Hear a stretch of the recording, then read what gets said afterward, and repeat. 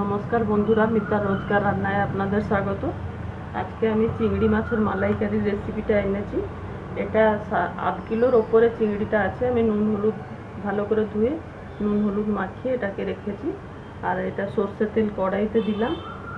সর্ষের তেলটাও গরম হয়ে গেছে।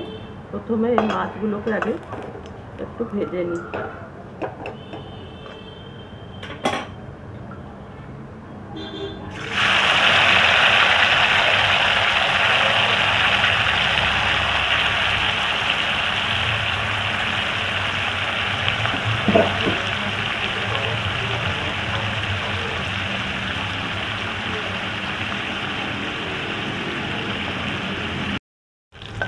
চিংড়িটা আমার ভাজা হয়ে গেছে। এবারে নিচে তেল থেকে তুলে রাখছি।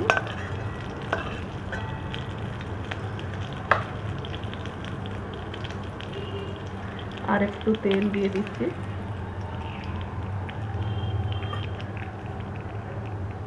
এবারে ফোড়নে দারচিনি টুকরো, তেজপাতা আর ছোটো এলাচ দুটো মুখ ফাটিয়ে দিয়ে দিলাম এতে।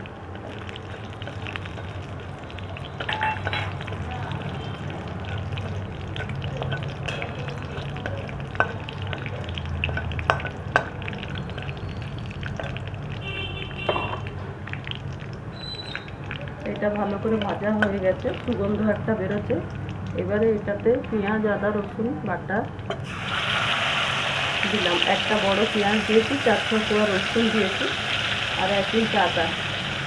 এটাকে গ্রাইন্ড করেছিলাম।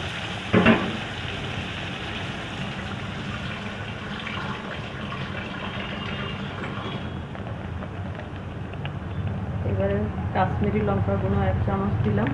আপনারা ঝাল খেলে ঝাল লঙ্কা গুঁড়ো এই সময়টা আপনারা দিতে পারবেন। ধনে গুঁড়ো 2 চামচ দিলাম।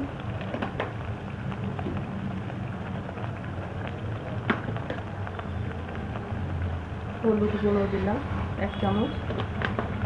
এবারে মশলাটাকে পুরো কাঁচা মশলার গন্ধ যাওয়ার পর্যন্ত আমি কষছি, তারপরে দেখাবো।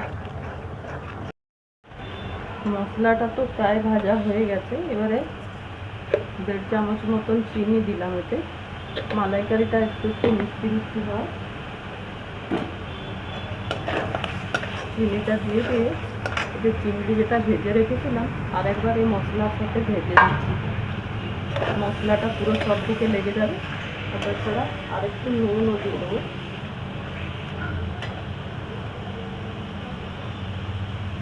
পরিমাণ মতন আপনারা নুন দেবেন।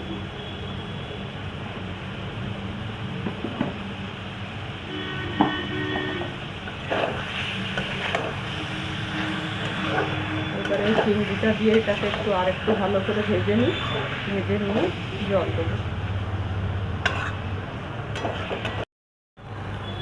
এবারে জল দিয়ে দিচ্ছি। পুরো ভালো করে ভাজা হয়ে গেলে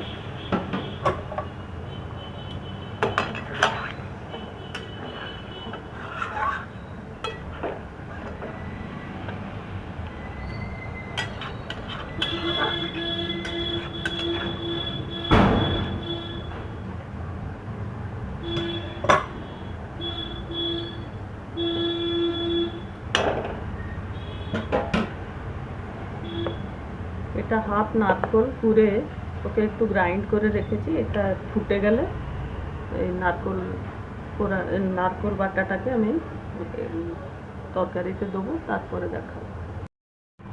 আমার তরকারিটা পুরোই হয়ে গেছে। এবারে এই নারকোল বাটাটাকে আমি এর সাথে মিশিয়ে দিলাম। গ্রেভিটা আপনারা আপনাদের পছন্দের মতন রাখবেন, কম রাখবেন বেশি রাখবেন, কেননা নারকোলটা দেওয়ার পরে এটা একটু ঘন হয়ে যাবে। কিছু সময় রেখে দিলে ঠান্ডা হবার সময় এটা ঘন হয়ে যাবে। সেই হিসাবে আপনারা দেখে গ্রেভিটা রাখবেন। যেভাবে আমি করে দেখালাম ওইভাবে একবার আপনারাও করে খেয়ে দেখুন। ভালো লাগলে আমার চ্যানেলটাকে লাইক, শেয়ার, সাবস্ক্রাইব করতে অনুরোধ করছি। ধন্যবাদ।